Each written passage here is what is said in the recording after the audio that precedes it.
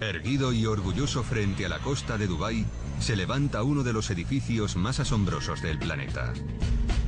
Con 321 metros de altura, supera la Torre Eiffel. Es el hotel más alto del mundo y seguramente el más lujoso. Una estructura diseñada para asombrar. Su nombre, Burj Al Arab, significa la Torre Árabe.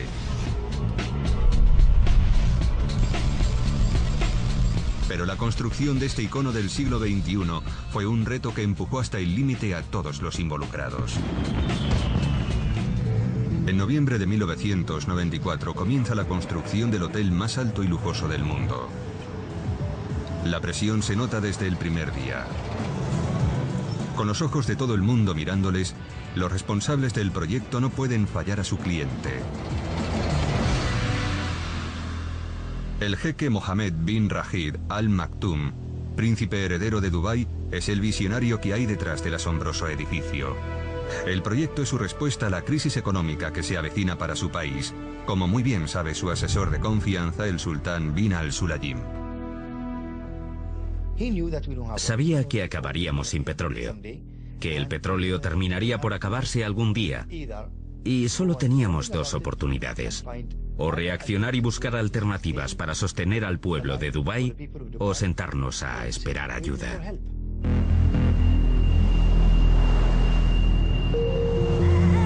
Hace solo 50 años, Dubái era un país pobre y polvoriento, poblado por buceadores de perlas, mercaderes costeros y beduinos.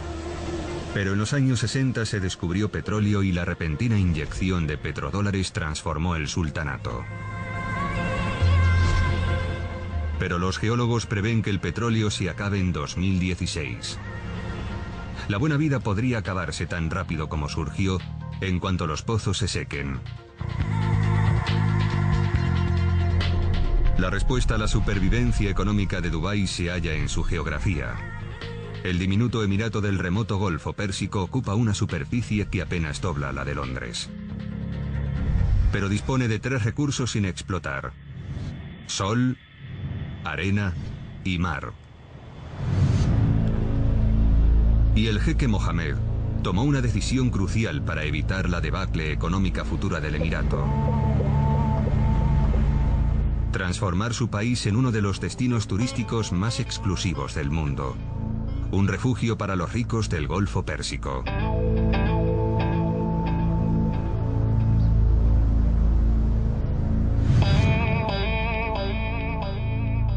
Se estima que invirtió $1.000 millones en el hotel más alto y lujoso del mundo.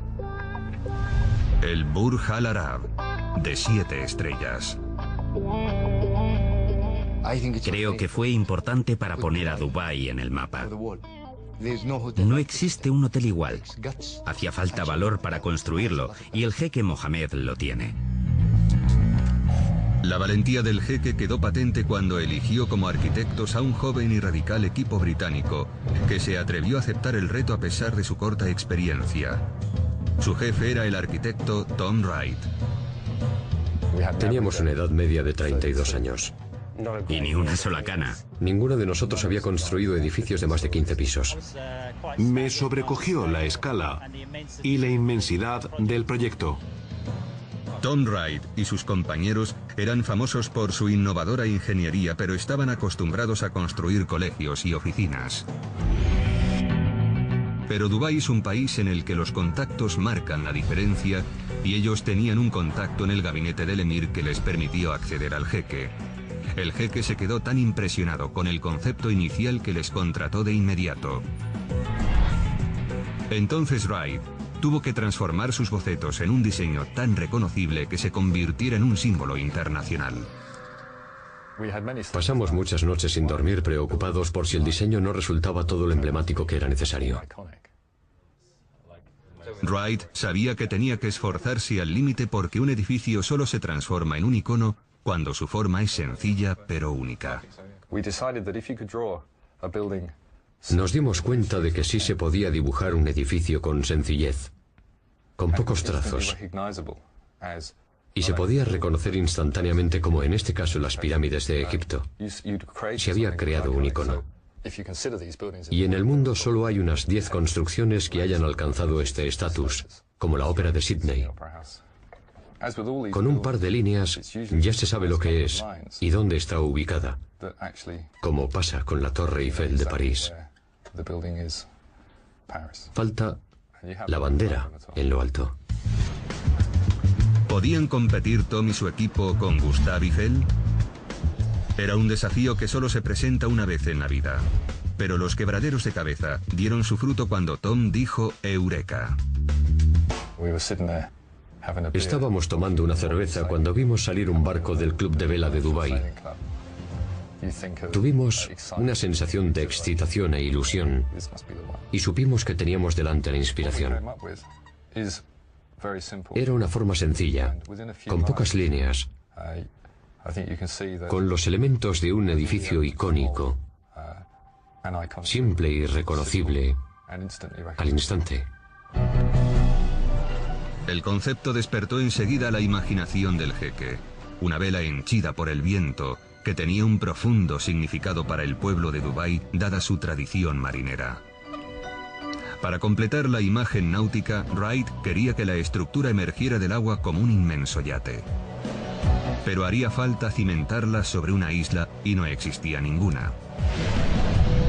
Pero Tom fue inasequible al desaliento. Propuso construir, por primera vez en Dubái, una isla exprofeso para el hotel. Pero construir sobre el mar aumentaba los costes y el riesgo. ¿Podría Tom convencer a sus compañeros de la viabilidad del proyecto? Recuerdo que yo tiraba de la vela hacia el mar y el resto del equipo tiraba de ella hacia la costa. Hubo un tira y afloja hasta que intervino el cliente y dijo que se construiría sobre el mar. El jeque Mohamed estaba dispuesto a correr el riesgo de erigir el hotel a unos 270 metros de la costa. Nadie había construido nunca un rascacielos en una isla artificial. La estructura de 321 metros y 250.000 toneladas tenía que estar firmemente anclada para resistir los terremotos y tormentas del Golfo. Wright había ganado la primera de muchas batallas. La torre se edificaría sobre el mar, pero su negativa a desviarse de su visión obligaría a sus compañeros a traspasar las barreras de la ingeniería.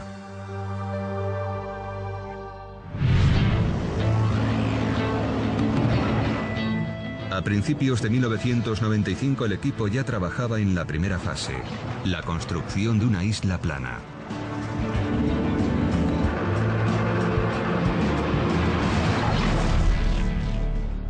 Pero los inexperimentados arquitectos estaban a punto de sufrir las inclemencias del clima de Dubái.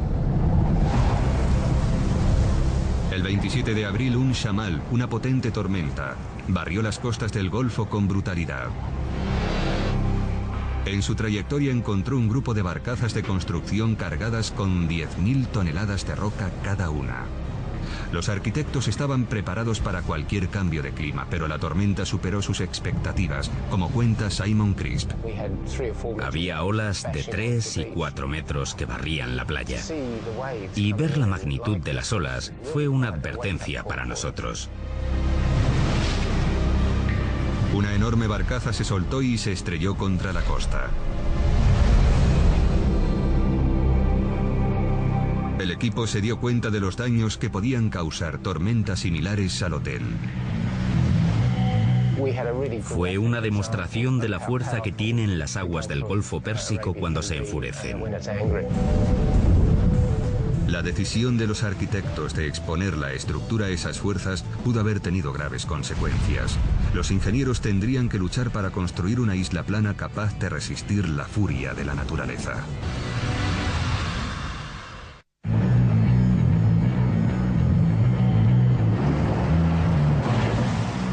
La isla artificial que albergará el hotel más alto del mundo llegó a una fase crítica tras 5 meses de obras. El jeque Mohamed de Dubái dependía del proyecto para transformar su país productor de petróleo en destino de turismo de lujo. Pero surgió un debate sobre la altura de la torre. El arquitecto Tom Wright quería hacerla baja para que pareciera una vela surgiendo del mar. Discutimos mucho sobre la altura de la isla. Desde el punto de vista del diseño, yo quería que la gente estuviera cerca del mar. Tuvo que enfrentarse desde el principio a Mike McNicholas, responsable de la seguridad de la isla. Tom quería que la isla fuera lo más baja posible, que estuviera pegada al mar, pero a mí me preocupaba más la protección de la isla. La mayor preocupación de Mike era que las olas dañasen el hotel o arrastraran a la gente al mar. Al principio se iba a construir la isla a base de rocas, que abundan en la zona, y con una tecnología previamente demostrada. Pero Wright rechazó la idea porque una isla de rocas tendría que ser demasiado grande para poder repeler las olas. Para mantener la isla baja, McNicholas experimentó con unos bloques de hormigón pioneros destinados a reducir el impacto de las olas, pero nunca se habían usado antes en el Golfo. Tuve que insistir en realizar una prueba en un tanque para asegurarnos de la seguridad de la isla. Las pruebas reproducían la fuerza de las olas más altas que se producen una vez cada 100 años y que rompían contra una serie de maquetas de distinta configuración. 3 semanas de pruebas demostraron que los bloques huecos funcionarían. Se construyó la isla con empinadas laderas de roca revestidas de hormigón para absorber el impacto de las olas. Los ingeniosos bloques actúan como una esponja. Cuando rompe una ola, penetra en su interior, gira sobre sí misma y su fuerza se disipa. Con la ayuda de los ingenieros, el arquitecto Tom Wright logró construir una isla que solo se eleva 7,5 metros sobre el nivel del mar.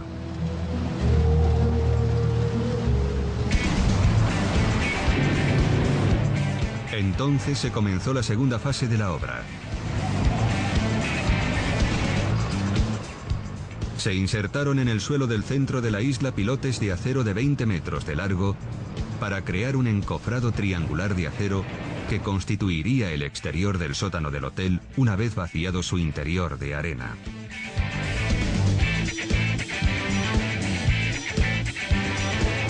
Pero retirar la arena de dentro puede ser peligroso. Fue un auténtico reto para nosotros. Nos tenía preocupados y sin dormir las 24 horas de los 7 días de la semana. No sabíamos cómo impedir que entrase el mar y lo inundara. El peso del mar ejercía una enorme fuerza sobre el lecho. La presión forzaba el agua a través de la arena y amenazaba con inundar la isla artificial desde abajo. Para mantener fuera el mar, McNicholas inyectó cemento líquido en la arena para sellar el muro de hormigón desde abajo. Pero a medida que se sacaba la arena del interior, tenía cada vez menos peso para contener al mar.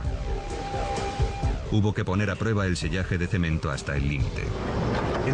En el peor de los casos, la presión del mar podría haber reventado el fondo de la excavación como si fuera el corcho de una botella de champán. Si sus cálculos estaban equivocados, los cimientos podían inundarse y matar a cientos de obreros. Pero él confiaba en su diseño. Una vez sellados los cimientos con cemento, se comenzó a sacar la arena de dentro. Y como responsable del proyecto, no dejó que sus empleados se arriesgasen solos. Me pareció que tenía que ser el primero en estar al fondo de la excavación 10 metros por debajo del mar, temiendo que las 7.500 toneladas de presión del mar reventasen los muros. Pero cuando llegó el momento de la verdad, los muros resistieron. Cuando comprobé que mi diseño funcionaba, fue uno de los momentos de mayor orgullo de mi carrera. Estaba de pie en el fondo de la excavación, mirando los muros de acero y dándome cuenta de que resistían al mar. En noviembre de 1995 se terminó la isla para el hotel más alto del mundo. Y el equipo empezó con la tercera fase de la obra: los cimientos.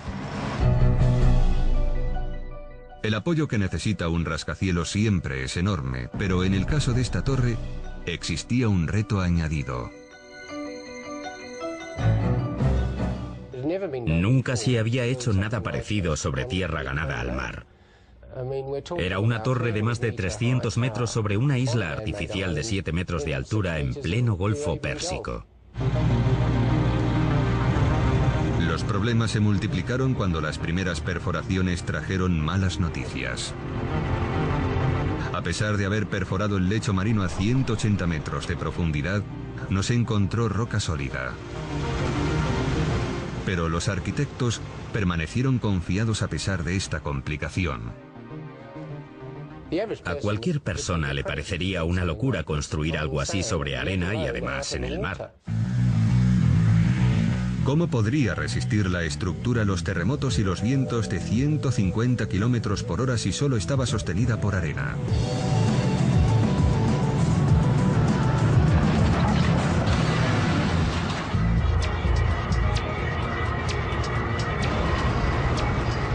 Los obreros se prepararon para colocar los cimientos de la torre en una isla artificial a 270 metros de la costa de Dubái. Pero debajo no había un lecho de roca para sostener el rascacielos. El plan de los arquitectos consistía en sostener la torre mediante pilotes de acero y hormigón reforzado insertados a gran profundidad en la arena.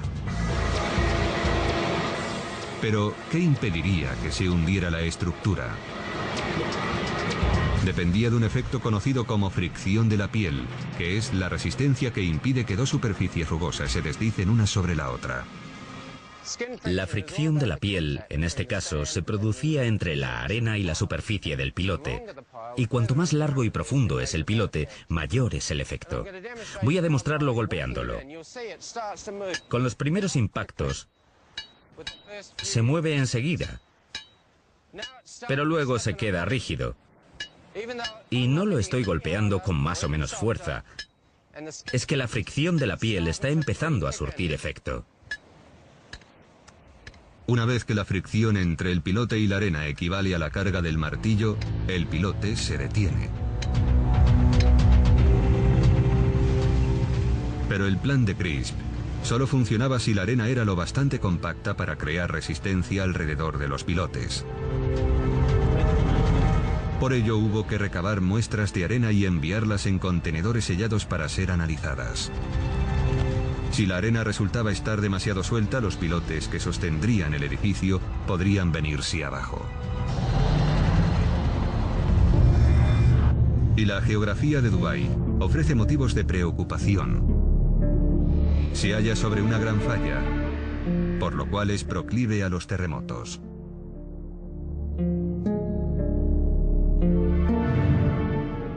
En junio de 1964, en Niigata, al norte de Japón, se produjo un terremoto de 7,5 puntos. Como era una zona de suelo arenoso, bloques de pisos enteros se vinieron abajo. Y no es la forma de destrucción habitual de los terremotos, sino un fenómeno conocido como licuefacción.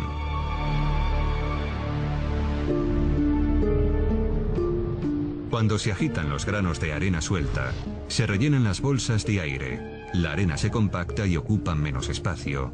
El suelo deja de comportarse como tierra sólida y actúa como si fuese líquido. En esa clase de arena cualquier edificio podría desmoronarse. Sin embargo, cuando llegaron los resultados de las pruebas, hubo una buena noticia. En el fondo había arena compacta y calcificada. No existía amenaza de licuefacción, pero los cimientos tenían que ser lo bastante profundos para que la fricción los sostuviera. Como no queríamos arriesgarnos, alargamos los pilotes otros 8 metros. Crisp colocó pilotes un 20% más largos de lo previsto. Los 250 pilotes medían un total de 10 kilómetros, 35 veces más que la torre que sostendrían.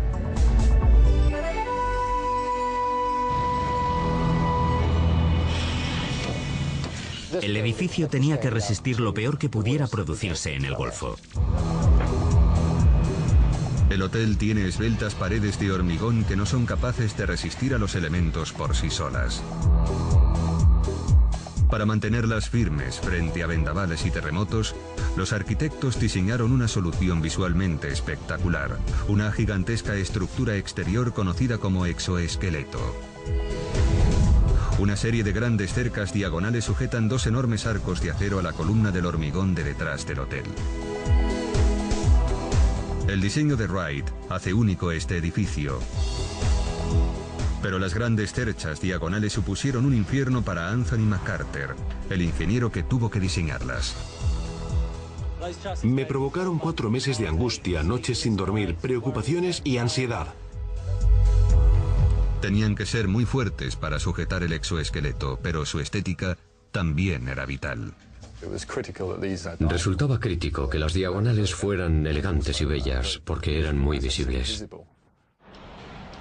El edificio tenía que impresionar y convertir a Dubái en un destino turístico, así que no se podían correr riesgos. Tenía que acudir a Tom y presentarle distintas opciones. Recuerdo que una vez le presenté 7 posibilidades y me tumbó una detrás de otra. Al final, McCarter encontró una solución estructuralmente fiable y a la vez hermosa que encajaba con la visión de Wright, pero que a su vez le provocó pesadillas a Malcolm Murphy, el constructor. Está muy bien que el arquitecto haga diseños bonitos, pero luego hay que construirlos.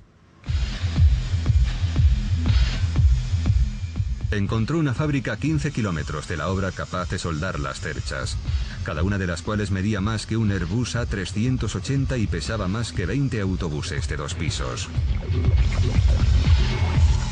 Soldarlas en la fábrica era la parte más fácil. Lo difícil era transportarlas, ya que cada una pesaba 165 toneladas y medía 85 metros. Nos enfrentamos a un desafío increíble. Nadie había transportado nunca nada parecido en Dubái. Pero Murphy no se dio por vencido.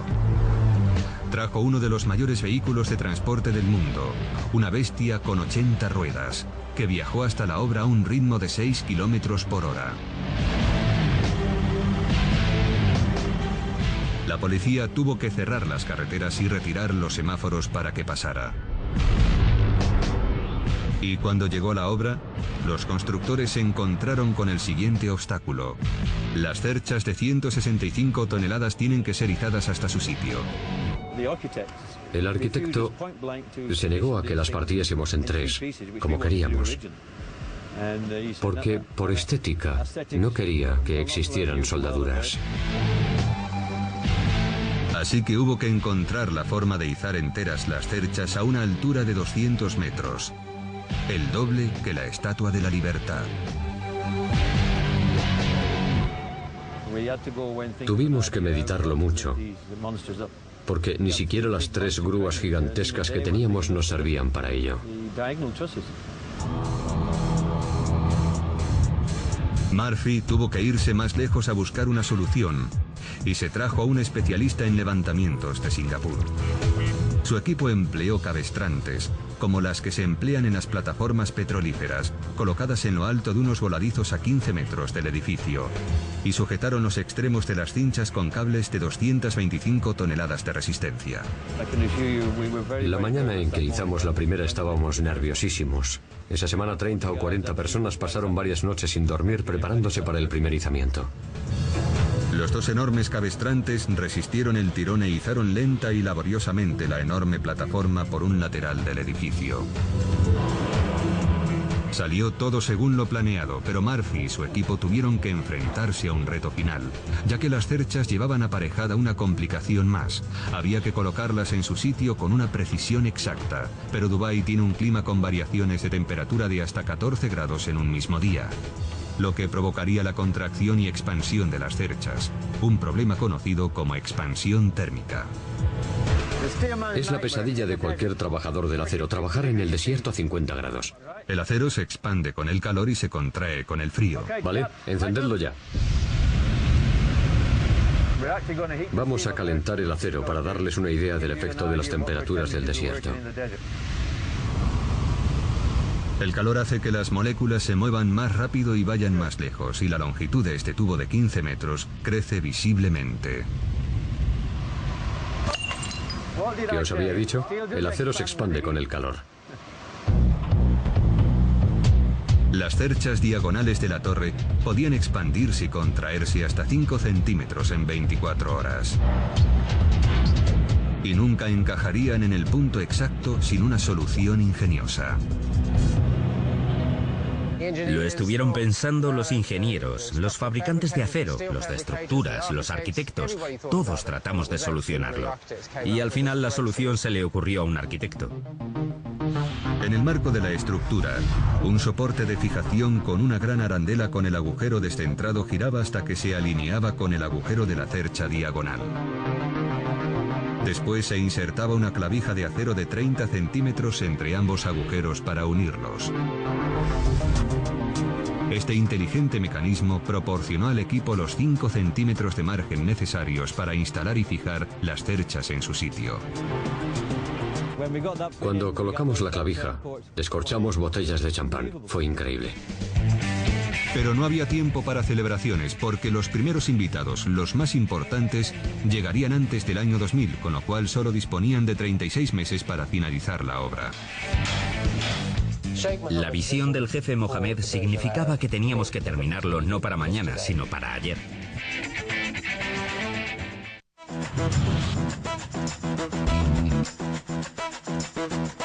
En enero de 1997, un coloso estaba emergiendo en la costa del Golfo. El Burj Al Arab sería el hotel más alto del mundo, un imán para el turismo más exclusivo y un símbolo de orgullo para Dubái. El arquitecto Tom Wright quería que el edificio fuera hermoso. Las secciones de acero del exoesqueleto que lo sostendría tenían que ser lo más minimalistas posible. La vista desde estas suites de 2.000 euros la noche tenía que valer su precio. Cuando estás en una habitación mirando por las ventanas te lo encuentras delante, así que tenía que tener unos detalles excepcionales y estar bien colocado. Pero surgió un problema. Si el exoesqueleto era demasiado ligero, los vientos que soplan a 300 metros sobre el Golfo podían afectar al edificio. Y si la estructura fuera demasiado robusta, afectaría a la elegancia del diseño en forma de vela. Una vez más, Wright chocó con los ingenieros que velaban por la seguridad de la torre. Cuando se diseña por primera vez un edificio más alto que la Torre Eiffel, hay que asegurarse de hacerlo bien. La estructura es tan poco habitual que por primera vez en la historia de Dubái, los ingenieros deciden realizar pruebas en un túnel de viento. El ingeniero eólico Volker Buttgereit sabía que Burj Al Arab era un edificio único. Antes de esta torre, la mayoría de los edificios del Golfo tenían formas bastante ortodoxas. Eran cuadrados o rectangulares. Y en esa época pareció una locura tener que efectuar pruebas en un túnel de viento para construir un hotel. Pero para esa clase de estructura era esencial. El túnel de viento simuló los efectos del viento del Golfo a escala 1,50. El edificio soportaba una fuerza considerable, el doble que en Londres. Medimos las succiones que eran del orden del peso de un coche colgando de un panel del edificio, que es algo inaudito. El túnel del viento arrojó resultados que podrían amenazar por completo a la torre. Cuando estudiamos el diseño, enseguida nos preocupó un fenómeno llamado vorticidad. La vorticidad es la pesadilla de los ingenieros. El viento que sopla contra los bordes afilados de una estructura de acero puede causar tornados en miniatura bajo ciertas condiciones, que a su vez desencadenan peligrosas vibraciones que pueden destruir el edificio, como ocurrió con estas enormes torres de enfriamiento de Ferry Bridge, en el norte de Inglaterra, en 1965. Los ingenieros tenían que encontrar la forma de proteger Burj Al Arab. Y recurrieron a unas ingeniosas pesas colgantes amortiguadoras de vibraciones que se instalaron en los puntos vulnerables del hotel. Cuando sopla el viento y la vorticidad provoca vibraciones, son las pesas de 5 toneladas las que oscilan en lugar de la estructura y reducen las vibraciones a niveles por debajo del límite de seguridad. Se colocaron 11 de ellas desde lo alto del mástil hasta el suelo a lo largo de los arcos de acero. Estos amortiguadores terminaron con la amenaza.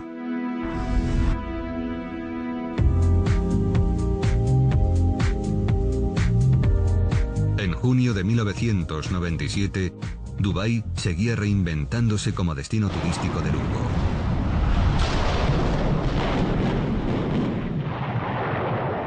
Y este antiguo hotel fue derribado mientras el Burj Al Arab, el símbolo del nuevo Dubái, cobraba forma.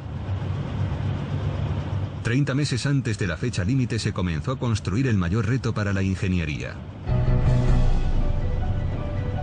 El jeque Mohammed quería asombrar al mundo y para ello se diseñó un restaurante que parecía suspendido del cielo. Me gustaba imaginarme a los visitantes sentados en el espacio contemplando la vista de Dubái y el Golfo Pérsico, flotando entre nubes. Comer suspendido sobre el espacio es una experiencia sin paralelo. El restaurante Al Muntaha se eleva a 200 metros sobre el mar y se proyecta casi 27 metros al vacío desde ambos lados del estrecho núcleo central del hotel. Una vez más, el arquitecto Tom Wright lanzó un guante al ingeniero Anthony McCarter. ¿Podría sostener la excéntrica estructura sin soportes aparentes? Cuando Tom me lo enseñó, pensé que estaba loco. Es una sala del tamaño de muchos edificios. Y Tom quería que sobresaliera mucho del centro de gravedad de la estructura que lo sujeta. Que colgase al aire con solo los ingenieros de estructuras para sostenerlos. Si los ingenieros fallaban en sus cálculos, el edificio se precipitaría al vacío.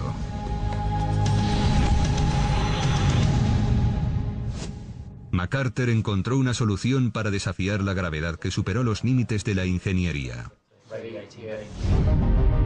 En el núcleo del hormigón de la espalda del edificio insertó una serie de soportes de acero llamados incrustaciones, de los que irradian 10 enormes vigas de acero de hasta 1,6 metros de alto. Las vigas formaron la base del suelo de acero rígido. Las alas exteriores se sujetaron a la base y después se revistieron de aluminio y cristal. Era una estructura que desafiaba la gravedad y aguantaría vientos de hasta 160 kilómetros por hora. Era un triunfo de la ingeniería. Pero ya se habían consumido 4 de los 6 años del proyecto y nadie podía permitirse aminorar la marcha. Era un programa implacable, con 24 horas de trabajo y reuniones diarias a las 6 de la mañana.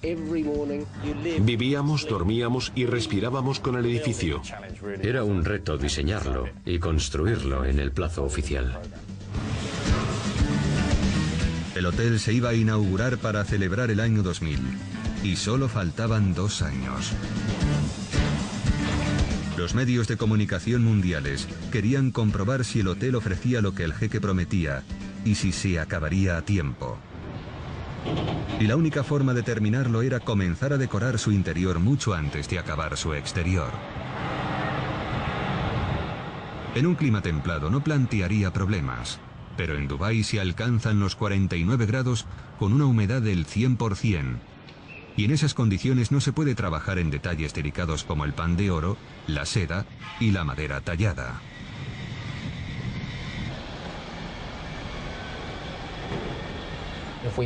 Si colocábamos materiales sensibles a la humedad, cuando acabásemos el exterior ya estarían destrozados. Entonces hubo que instalar aire acondicionado en la enorme obra y reducir drásticamente la temperatura. Y el primer paso para ello era colocar la pared final, la emblemática vela blanca de Wright. Pero costó mucho. Se instalaron secciones de fibra de vidrio entre enormes vigas horizontales. La superficie se forró de teflón para protegerla de la suciedad y la arena, con lo que el Burj Al Arab batió otro récord, el de mayor pared textil del mundo. Las propiedades reflectoras de la vela blanca ayudarían a reducir la temperatura. Pero los constructores tenían que encontrar la forma de meter camiones en el edificio sin que entrase aire caliente del desierto. La solución fue instalar una esclusa de aire enorme, en la que los camiones entraban y hacían una pausa mientras se cerraban las puertas exteriores y se abrían las interiores.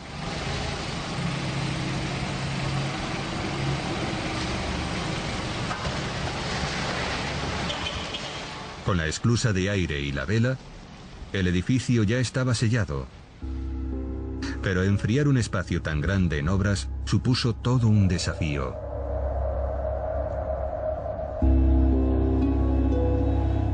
El hotel tenía el atrio más grande del mundo, con 180 metros de altura. Si se refrescaba un ambiente tan húmedo demasiado rápido, el aire caliente se condensaría en agua en lugar de transformarse en aire frío, y la condensación sería incontrolable. Se podía haber formado una nube de lluvia en el techo del atrio que causara daños a la decoración interior. La única forma de evitar nubes de lluvia llevaba mucho tiempo. Se podría encender el gigantesco sistema de aire acondicionado poco a poco y refrescar el interior apenas 1 grado menos por día. Pero dadas las prisas, resultaba penosamente lento. Empezamos a refrescar el edificio en junio de 1998 y no acabamos hasta diciembre. Por fin, se podía empezar a decorar el interior. Pero la búsqueda de un decorador digno de un jeque retrasó aún más el proyecto. Quang Chu, que ya había trabajado para el sultán de Brunei, sabía cómo satisfacer a la realeza. Fue una gran noticia que accediera a decorar el hotel más lujoso del mundo con 202 suites palaciegas y un atrio de 180 metros. Pero solo tenía 2 años para diseñar y completar la decoración antes de que llegasen los primeros huéspedes. Teníamos un programa apretadísimo, así que todo mi estudio, 50 decoradores, dejaron todo lo demás y se pusieron a trabajar solo en Burj Al Arab. Y Chu no solo se enfrentaba a un plazo ajustado, sino que además el jeque esperaba que asombrase al mundo. Nos encargaron que diseñásemos algo que no se hubiera diseñado nunca, ni nunca se volviera a diseñar. Quang Chu y su equipo se pusieron a diseñar interiores que encajasen con la ambición del jeque. Pero con la decoración ya avanzada surgió un problema. El jeque decidió ofrecer a sus huéspedes todos los aparatos electrónicos posibles en sus suites, lo que podría acarrear peligrosas consecuencias. Y fue a un nuevo miembro del equipo, el ingeniero Rob Roos, a quien le tocó resolver el problema. Hubo que rediseñar al completo la decoración, porque el nuevo requisito imponía una potencia eléctrica un 50% superior. Los nuevos planes del jeque exigían que cada suite dispusiera de 14 kilovatios, 8 veces más que el hogar europeo medio. La electricidad de las 202 suites serviría para abastecer a un pueblo de 6.000 habitantes. Y el hotel estaba decorado con cortinas eléctricas y 52.000 lámparas, casi todas ellas con regulador de voltaje. Se necesitaron más de 5.000 kilómetros de cables eléctricos. Además, tanta electrónica podía interferir en la onda de la corriente eléctrica y crear un problema conocido como distorsión armónica, que podía fundir el aislamiento de los cables y provocar un incendio. Era algo que no se podía permitir y hubo que solucionarlo.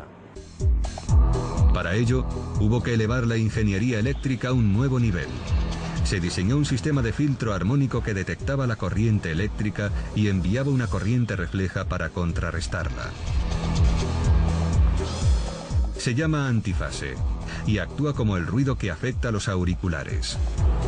Se instaló en puntos claves del suelo por donde entraba la electricidad en el edificio. Nadie había intentado instalarlo nunca a esa escala. Fue la mayor instalación de filtros activos que se ha llevado a cabo en un edificio del mundo. Una solución de categoría mundial para un edificio de categoría mundial. En abril de 1999, el hotel más alto y lujoso del mundo estaba a punto de acabarse. Todos se apresuran a terminar sus cometidos a tiempo con la fecha límite, incluida la decoradora Quan Chu, que sigue trabajando a toda máquina. No celebramos la Navidad, ni la Semana Santa, ni ningún día de fiesta. Trabajábamos entre 50 y 60 horas a la semana. El jeque le había encargado que innovase, asombrara y maravillase a los huéspedes con un moderno palacio árabe. Y ella lo cumplió encargando 24.000 metros cuadrados de mármol italiano y brasileño, el equivalente a 3 campos de fútbol, además de 8.000 metros cuadrados de pan de oro para crear la sensación de lujo apropiada. Lo completó con arañas de cristal, telas con hilo de plata y terciopelo. Pero para el atrio más grande del mundo, tomó la radical decisión de utilizar decoración minimalista y dejar que la compleja arquitectura hablase por sí sola pintándola de blanco.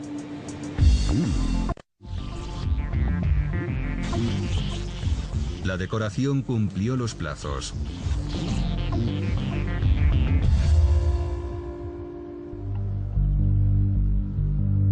Y entonces llegó el momento de la verdad. El jeque visitó la obra para comprobar los resultados y emitir su juicio. Al hombre responsable de todo el proyecto le encantó el lujo recargado de las suites, pero allí acabó la buena noticia. Me llamaron para preguntarme cuándo tenía pensado acabar el atrio. Les dije que ya casi estaba, y me dijeron que no, que le faltaba color. Al jeque no le gusta el estilo blanco del atrio. Es demasiado soso. No era brillante, no era colorista, no era rico, no entusiasma. Chu tuvo que rediseñar por completo el atrio en menos de 6 meses.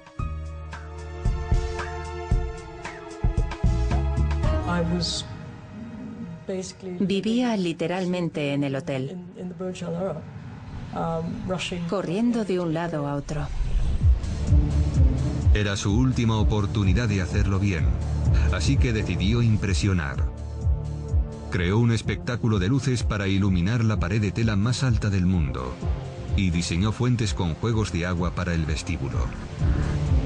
Rodeó las escaleras de grandes acuarios de peces y transformó la vista del atrio en una paleta de colores vibrantes.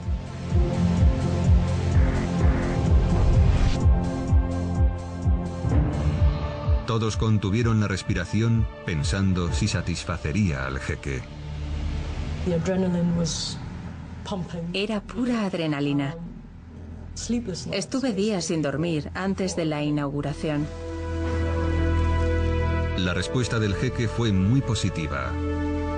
Le encantó cómo había quedado el proyecto. El jeque cree que ha sido un sueño hecho realidad, que ha logrado crear un hotel de 7 estrellas. En diciembre de 1999 se abrió las puertas a los primeros y millonarios clientes un mes antes de fin de año. El propio jeque acudió a presenciar la última puesta de sol del milenio desde lo alto de su torre.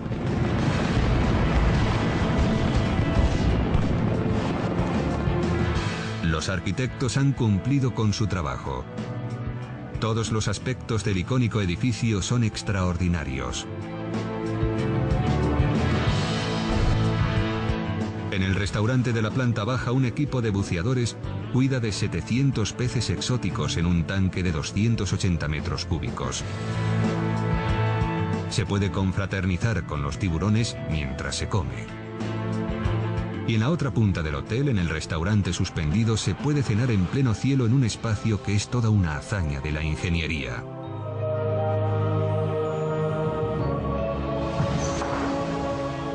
Una espectacular combinación de fuego y agua recibe a todo el que entra en la torre.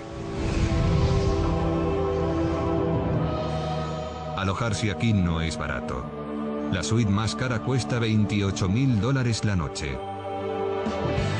Y los clientes disponen de un helipuerto de 330 toneladas que se proyecta en el vacío a 200 metros sobre el nivel del mar. Cuando no lo usan Federer y Agassi como pista de tenis, es la forma más exclusiva de llegar al hotel más exclusivo del mundo. Ha sido el proyecto más importante de mi vida. Nunca me encontraré con otro igual. El triunfo de la ingeniería al crear la primera isla artificial de Dubái ha tenido amplio eco. Ha abierto el paso a proyectos aún más ambiciosos, como la original Palm Island, que se vendió en 3 días, o las World Islands. El hotel más alto del mundo ha puesto los cimientos de un futuro seguro cuando se acabe el petróleo. Y ahora es el símbolo internacional de Dubái. Desde el principio supimos que teníamos la oportunidad de crear algo espectacular. Y creo que lo hemos logrado. La atrevida apuesta del jeque Mohammed ha merecido la pena.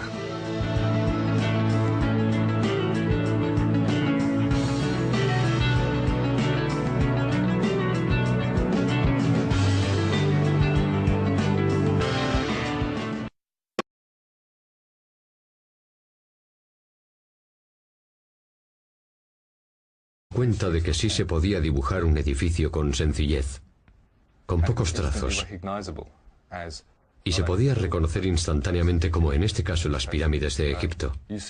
Se había creado un icono. Y en el mundo solo hay unas 10 construcciones que hayan alcanzado este estatus, como la Ópera de Sídney. Con un par de líneas ya se sabe lo que es y dónde está ubicada, como pasa con la Torre Eiffel de París. Falta la bandera en lo alto. ¿Podían competir Tom y su equipo con Gustave Eiffel? Era un desafío que solo se presenta una vez en la vida. Pero los quebraderos de cabeza dieron su fruto cuando Tom dijo Eureka. Estábamos tomando una cerveza cuando vimos salir un barco del Club de Vela de Dubái. Tuvimos una sensación de excitación e ilusión y supimos que teníamos delante la inspiración. Era una forma sencilla, con pocas líneas, con los elementos de un edificio icónico, simple y reconocible al instante. El concepto despertó enseguida la imaginación del jeque. Una vela henchida por el viento que tenía un profundo significado para el pueblo de Dubái, dada su tradición marinera. Para completar la imagen náutica, Wright quería que la estructura emergiera del agua como un inmenso yate. Pero haría falta cimentarla sobre una isla y no existía ninguna. Pero Tom fue inasequible al desaliento. Propuso construir, por primera vez en Dubái, una isla exprofeso para el hotel. Pero construir sobre el mar aumentaba los costes y el riesgo. ¿Podría Tom convencer a sus compañeros de la viabilidad del proyecto?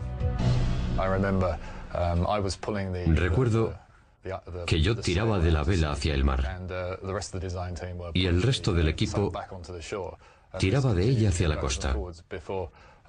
Hubo un tira y afloja hasta que intervino el cliente y dijo que se construiría sobre el mar. El jeque Mohammed estaba dispuesto a correr el riesgo de erigir el hotel a unos 270 metros de la costa.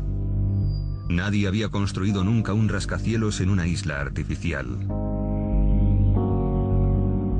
La estructura de 321 metros y 250.000 toneladas tenía que estar firmemente anclada para resistir los terremotos y tormentas del Golfo. Wright había ganado la primera de muchas batallas. La torre se edificaría sobre el mar, pero su negativa a desviarse de su visión obligaría a sus compañeros a traspasar las barreras de la ingeniería. El ingeniero eólico Volker Buttgereit sabía que Burj Al Arab era un edificio único. Antes de esta torre, la mayoría de los edificios del Golfo tenían formas bastante ortodoxas. Eran cuadrados o rectangulares. Y en esa época pareció una locura tener que efectuar pruebas en un túnel de viento para construir un hotel. Pero para esa clase de estructura era esencial. El túnel de viento simuló los efectos del viento del Golfo a escala 1:50. El edificio soportaba una fuerza considerable, el doble que en Londres. Medimos las succiones, que eran del orden del peso de un coche colgando de un panel del edificio, que es algo inaudito.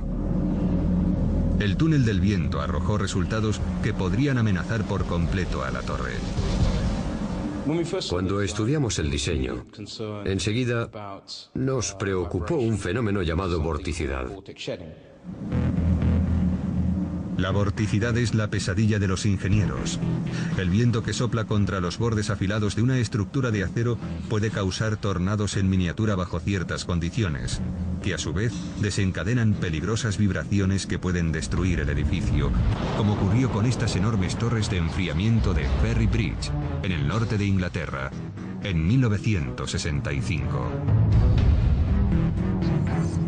Los ingenieros tenían que encontrar la forma de proteger Burj Al Arab. Y recurrieron a unas ingeniosas pesas colgantes amortiguadoras de vibraciones que se instalaron en los puntos vulnerables del hotel. Cuando sopla el viento y la vorticidad provoca vibraciones, son las pesas de 5 toneladas las que oscilan en lugar de la estructura y reducen las vibraciones a niveles por debajo del límite de seguridad.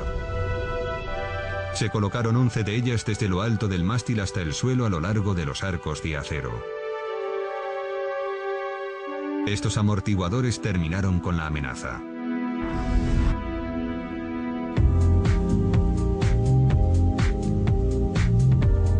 En junio de 1997, Dubái seguía reinventándose como destino turístico de lujo.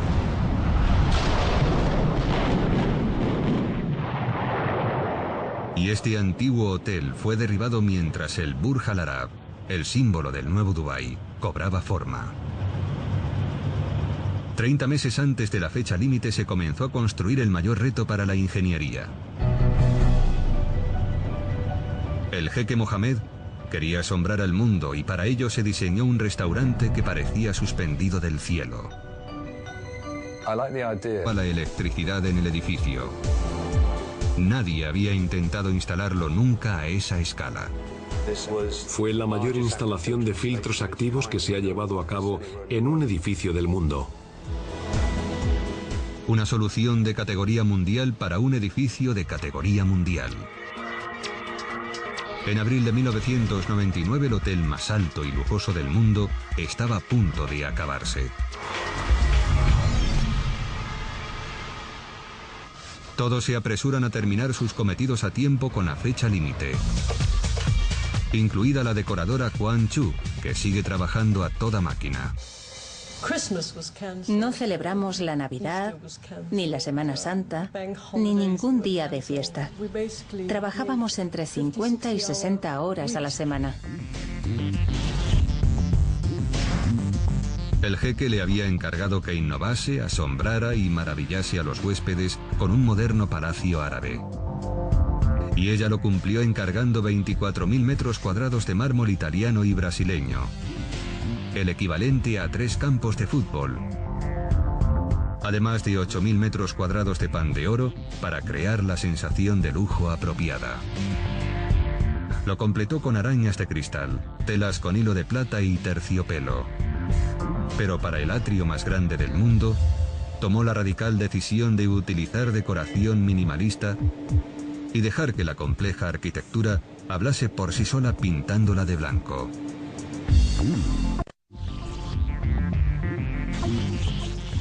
La decoración cumplió los plazos.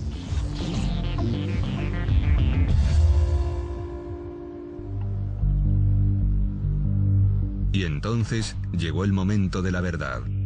El jeque visitó la obra para comprobar los resultados y emitir su juicio. Al hombre responsable de todo el proyecto le encantó el lujo recargado de las suites, pero allí acabó la buena noticia. Me llamaron para preguntarme cuándo tenía pensado acabar el atrio. Les dije que ya casi estaba, y me dijeron que no, que le faltaba color. Al jeque no le gusta el estilo blanco del atrio. Es demasiado soso. No era brillante, no era colorista, no era rico, no entusiasma. Chu tuvo que rediseñar por completo el atrio en menos de 6 meses.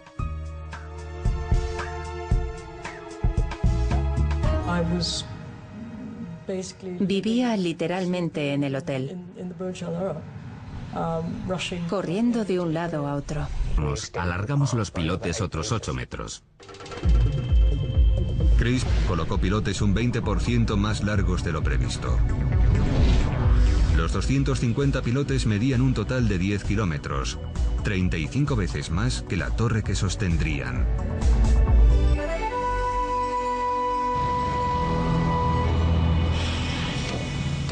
El edificio tenía que resistir lo peor que pudiera producirse en el Golfo. El hotel tiene esbeltas paredes de hormigón que no son capaces de resistir a los elementos por sí solas. Para mantenerlas firmes frente a vendavales y terremotos, los arquitectos diseñaron una solución visualmente espectacular, una gigantesca estructura exterior conocida como exoesqueleto. Una serie de grandes cercas diagonales sujetan 2 enormes arcos de acero a la columna del hormigón de detrás del hotel. El diseño de Wright hace único este edificio. Pero las grandes cerchas diagonales supusieron un infierno para Anthony McCarter, el ingeniero que tuvo que diseñarlas. Me provocaron 4 meses de angustia, noches sin dormir, preocupaciones y ansiedad. Tenían que ser muy fuertes para sujetar el exoesqueleto, pero su estética también era vital.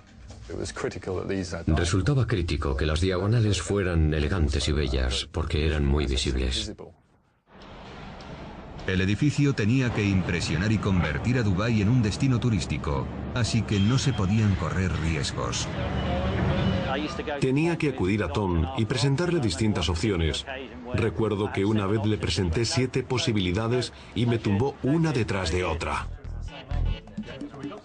Al final, McCarter encontró una solución estructuralmente fiable y a la vez hermosa que encajaba con la visión de Wright, pero que a su vez le provocó pesadillas a Malcolm Murphy, el constructor. Está muy bien que el arquitecto haga diseños bonitos, pero luego hay que construirlos. Encontró una fábrica a 15 kilómetros de la obra capaz de soldar las cerchas, cada una de las cuales medía más que un Airbus A380 y pesaba más que 20 autobuses de 2 pisos.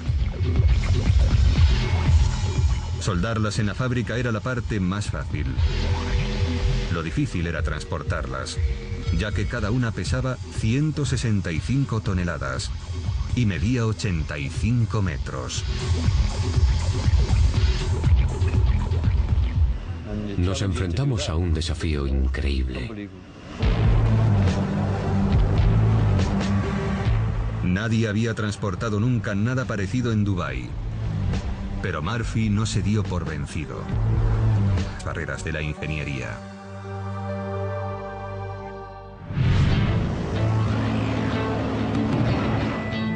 A principios de 1995 el equipo ya trabajaba en la primera fase, la construcción de una isla plana.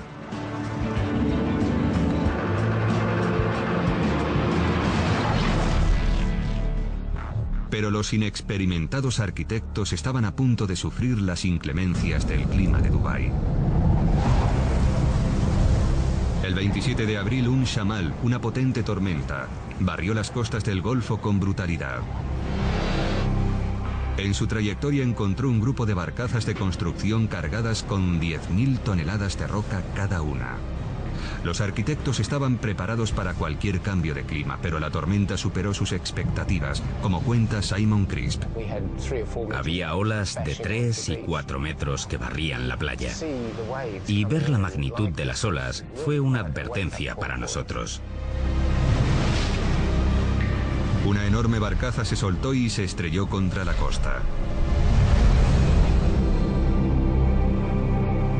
El equipo se dio cuenta de los daños que podían causar tormentas similares al hotel. Fue una demostración de la fuerza que tienen las aguas del Golfo Pérsico cuando se enfurecen. La decisión de los arquitectos de exponer la estructura a esas fuerzas pudo haber tenido graves consecuencias. Los ingenieros tendrían que luchar para construir una isla plana capaz de resistir la furia de la naturaleza.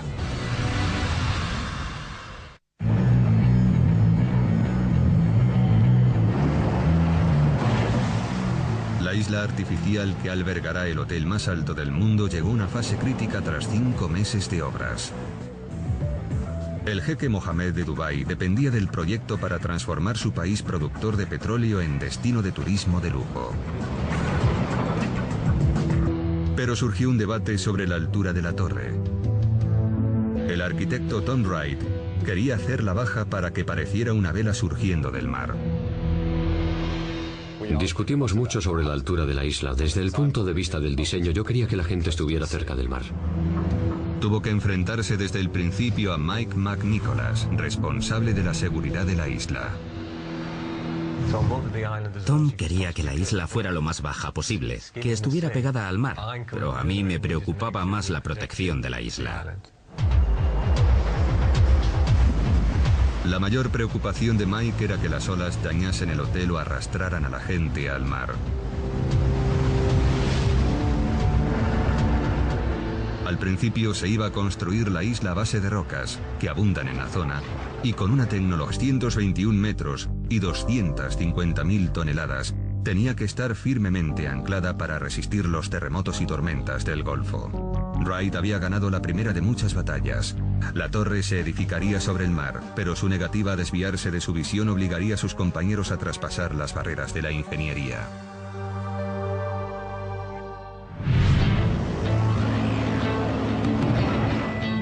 A principios de 1995 el equipo ya trabajaba en la primera fase, la construcción de una isla plana.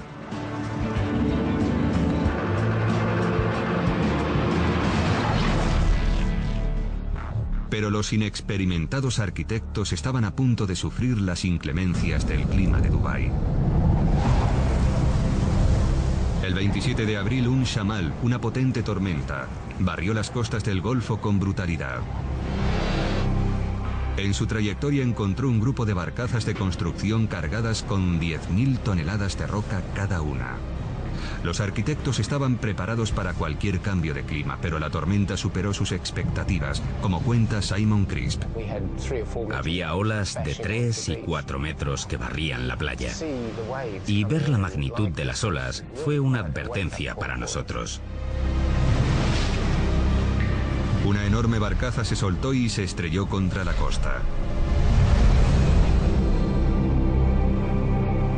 El equipo se dio cuenta de los daños que podían causar tormentas similares al hotel. Fue una demostración de la fuerza que tienen las aguas del Golfo Pérsico cuando se enfurecen. La decisión de los arquitectos de exponer la estructura a esas fuerzas pudo haber tenido graves consecuencias. Los ingenieros tendrían que luchar para construir una isla plana capaz de resistir la furia de la naturaleza.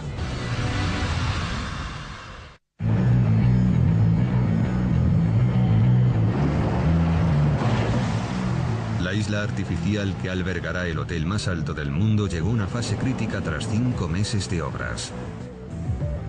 El jeque Mohammed de Dubái dependía del proyecto para transformar su país productor de petróleo en destino de turismo de lujo. Pero surgió un debate sobre la altura de la torre. El arquitecto Tom Wright quería hacerla baja para que pareciera una vela surgiendo del mar. Discutimos mucho sobre la altura de la isla. Desde el punto de vista del diseño, yo quería que la gente estuviera cerca del mar. Tuvo que enfrentarse desde el principio a Mike McNicholas, responsable de la seguridad de la isla. Tom quería que la isla fuera lo más baja posible, que estuviera pegada al mar, pero a mí me preocupaba más la protección de la isla. Con un par de líneas ya se sabe lo que es y dónde está ubicada, como pasa con la Torre Eiffel de París. Falta la bandera en lo alto. ¿Podían competir Tom y su equipo con Gustave Eiffel? Era un desafío que solo se presenta una vez en la vida. Pero los quebraderos de cabeza dieron su fruto cuando Tom dijo Eureka. Estábamos tomando una cerveza cuando vimos salir un barco del club de vela de Dubái. Tuvimos una sensación de excitación e ilusión y supimos que teníamos delante la inspiración. Era una forma sencilla, con pocas líneas,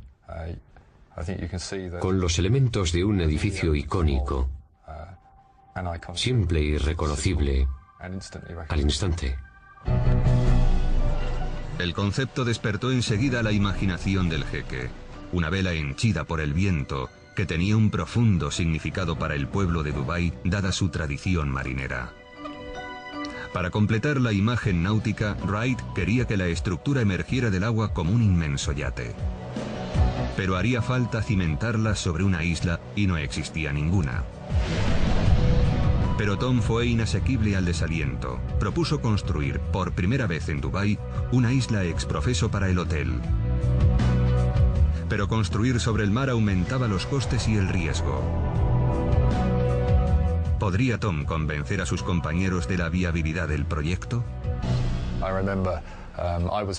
Recuerdo que yo tiraba de la vela hacia el mar y el resto del equipo tiraba de ella hacia la costa. Hubo un tira y afloja hasta que intervino el cliente y dijo que se construiría sobre el mar.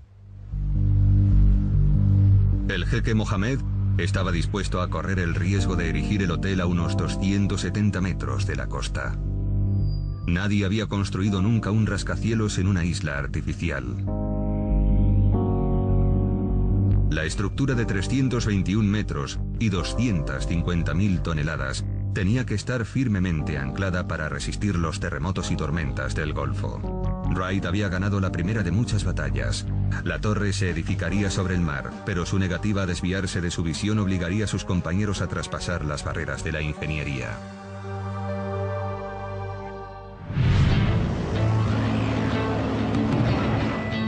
A principios de 1995 el equipo ya trabajaba en la primera fase, la construcción de una isla plana.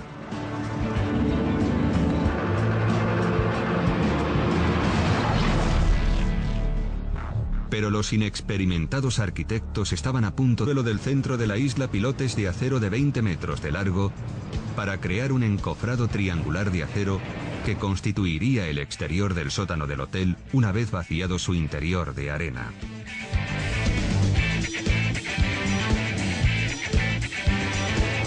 Pero retirar la arena de dentro puede ser peligroso. Fue un auténtico reto para nosotros. Nos tenía preocupados y sin dormir las 24 horas de los 7 días de la semana. No sabíamos cómo impedir que entrase el mar y lo inundara. El peso del mar ejercía una enorme fuerza sobre el lecho. La presión forzaba el agua a través de la arena y amenazaba con inundar la isla artificial desde abajo. Para mantener fuera el mar, McNicholas inyectó cemento líquido en la arena para sellar el muro de hormigón desde abajo. Pero a medida que se sacaba la arena del interior, tenía cada vez menos peso para contener al mar. Hubo que poner a prueba el sellaje de cemento hasta el límite. En el peor de los casos, la presión del mar podría haber reventado el fondo de la excavación como si fuera el corcho de una botella de champán. Si sus cálculos estaban equivocados, los cimientos podían inundarse y matar a cientos de obreros. Pero él confiaba en su diseño. Una vez sellados los cimientos con cemento, se comenzó a sacar la arena de dentro. Y como responsable del proyecto no dejó que sus empleados se arriesgasen solos.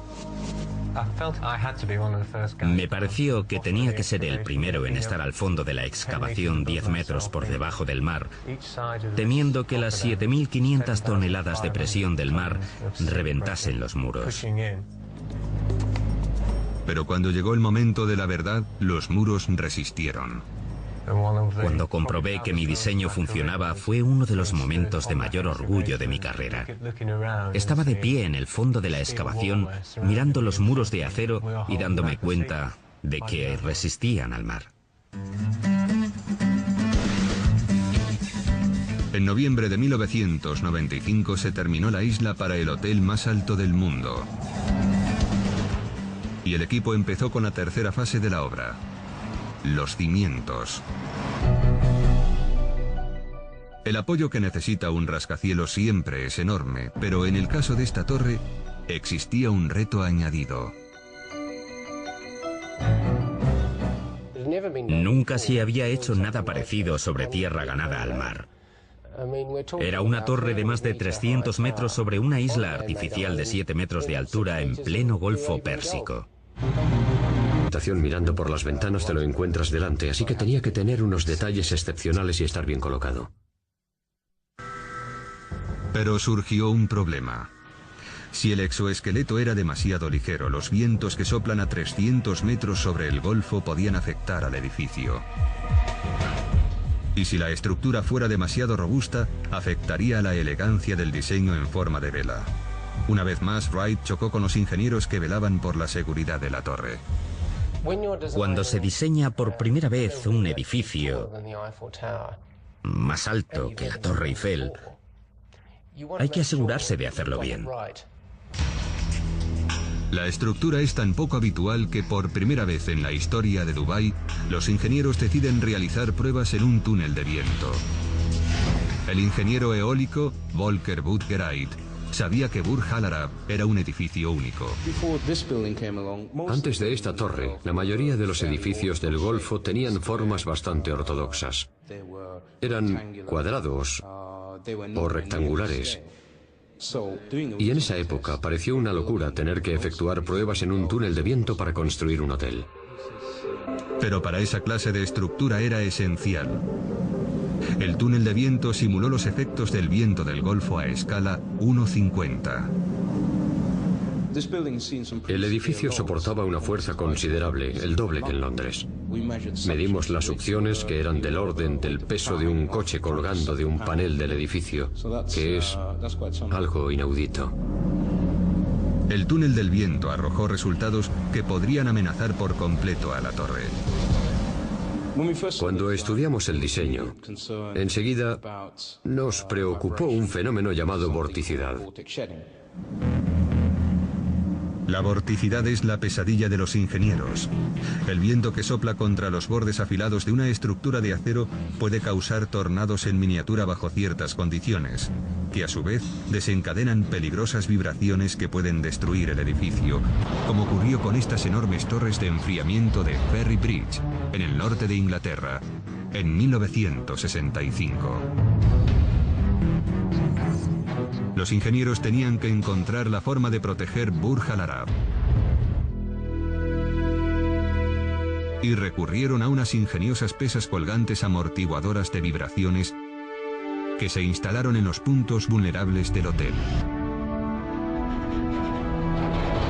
Cuando sopla el viento y la vorticidad provoca vibraciones, son las pesas de 5 toneladas las que oscilan en lugar de la estructura y reducen las vibraciones a niveles por debajo del límite de seguridad. Se colocaron 11 de ellas desde lo alto del mástil hasta el suelo a lo largo de los arcos 10. Pero retirar la arena de dentro puede ser peligroso. Fue un auténtico reto para nosotros. Nos tenía preocupados y sin dormir las 24 horas de los 7 días de la semana. No sabíamos cómo impedir que entrase el mar y lo inundara. El peso del mar ejercía una enorme fuerza sobre el lecho. La presión forzaba el agua a través de la arena y amenazaba con inundar la isla artificial desde abajo. Para mantener fuera el mar, McNicholas inyectó cemento líquido en la arena para sellar el muro de hormigón desde abajo. Pero a medida que se sacaba la arena del interior, tenía cada vez menos peso para contener al mar. Hubo que poner a prueba el sellaje de cemento hasta el límite. En el peor de los casos, la presión del mar podría haber reventado el fondo de la excavación como si fuera el corcho de una botella de champán. Si sus cálculos estaban equivocados, los cimientos podían inundarse y matar a cientos de obreros. Pero él confiaba en su diseño. Una vez sellados los cimientos con cemento, se comenzó a sacar la arena de dentro. Y como responsable del proyecto, no dejó que sus empleados se arriesgasen solos.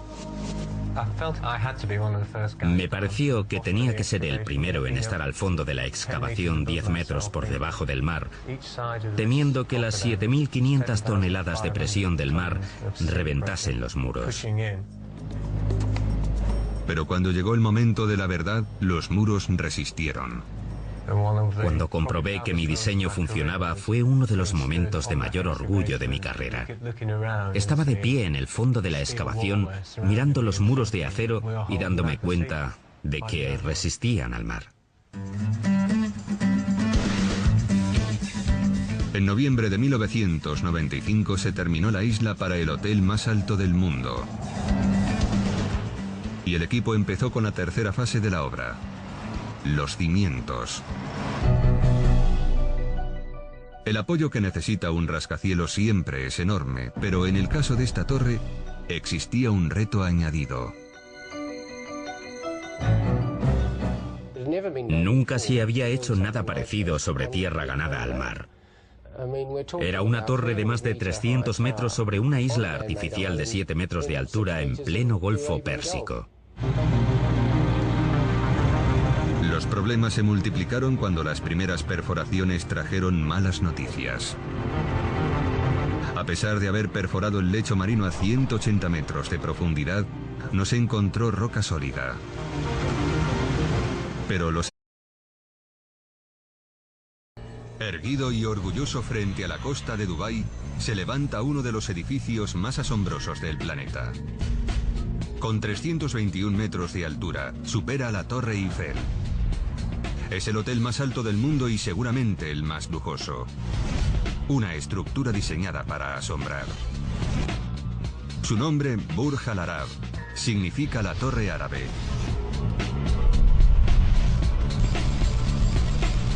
Pero la construcción de este icono del siglo XXI fue un reto que empujó hasta el límite a todos los involucrados. En noviembre de 1994 comienza la construcción del hotel más alto y lujoso del mundo. La presión se nota desde el primer día. Con los ojos de todo el mundo mirándoles, los responsables del proyecto no pueden fallar a su cliente. El jeque Mohammed bin Rashid Al Maktoum, príncipe heredero de Dubái, es el visionario que hay detrás del asombroso edificio. El proyecto es su respuesta a la crisis económica que se avecina para su país, como muy bien sabe su asesor de confianza, el sultán bin al-Sulayim. Sabía que acabaríamos sin petróleo, que el petróleo terminaría por acabarse algún día, y solo teníamos dos oportunidades: o reaccionar y buscar alternativas para sostener al pueblo de Dubái, o sentarnos a esperar ayuda.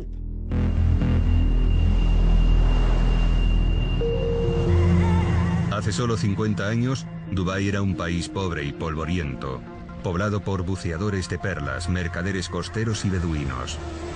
Pero en los años 60 se descubrió petróleo y la repentina inyección de petrodólares transformó el sultanato. Pero los geólogos prevén que el petróleo se acabe en 2016. La buena vida podría acabarse tan rápido como surgió, en cuanto los pozos se sequen. La respuesta a la supervivencia económica de Dubái se halla en su geografía. El diminuto emirato del remoto Golfo Pérsico ocupa una superficie que apenas dobla la de Londres. Pero dispone de 3 recursos sin explotar: sol, arena y mar. Y el jeque Mohammed tomó una decisión crucial para evitar la debacle económica futura del emirato. transformar su país en uno de los destinos turísticos más exclusivos del mundo. Un refugio para los ricos del Golfo Pérsico.